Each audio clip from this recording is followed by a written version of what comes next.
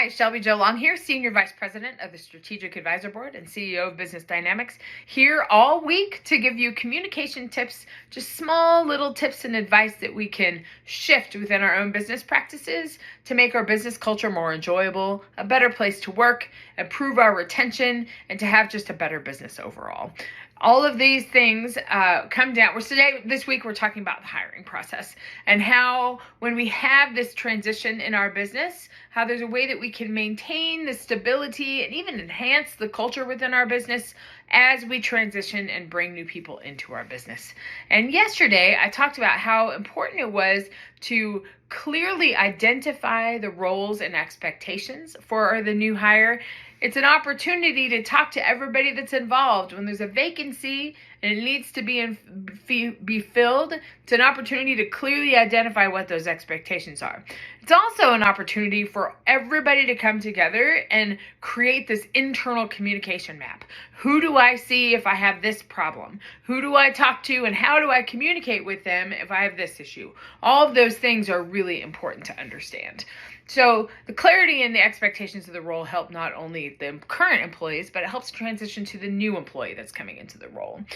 Another thing, and what I'm going to talk about today, is to have a clear understanding of the community. Before you go through the hiring process, what's your clarity and understanding of the communication expectations of the role? Who is the person supposed to communicate with, which is what we talked about yesterday, but how they're supposed to communicate too. This could have a big deal with finding the perfect match for the person that you're going to hire for the position is the how piece, how they're going to communicate. If it's a one-on-one person communication that your expectations for that role, those are the qualities that you look for in the hiring process. If you're hiring a front of the house person to have direct communication with employees or direct communication with customers that are coming in, they're front facing, you're hiring for personality and charisma, which is different than a communication style that you would have if somebody is on the back of the house and making sure systems are running properly. So the communication expectations have a lot to do with how we identify the exact personality characteristics that we want to hire for. Remember, when we hire for the best match, it not only allows to have better retention, but it allows everything in our business to be running more smoothly and to be running at a rate where we're just performing at our highest capacity. And having a clear idea of who we want in those communication expectations is the way to do that. So the personality is something to hire for. Best match is something to hire for.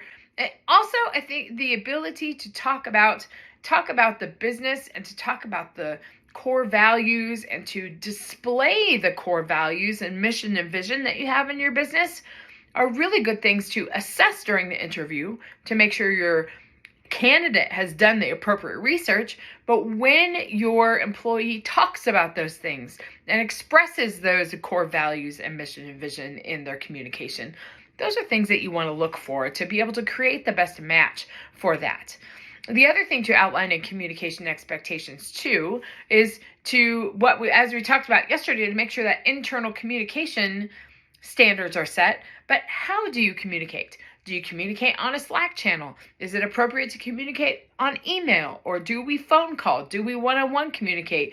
Making sure those expectations are set from the beginning are ways that we can help hire the best match, hire the person that best displays our core values and mission and vision, and just enhance our business.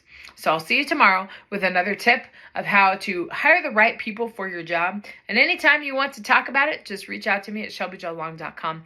Let's talk about how you can make your business a better place to work. See you tomorrow.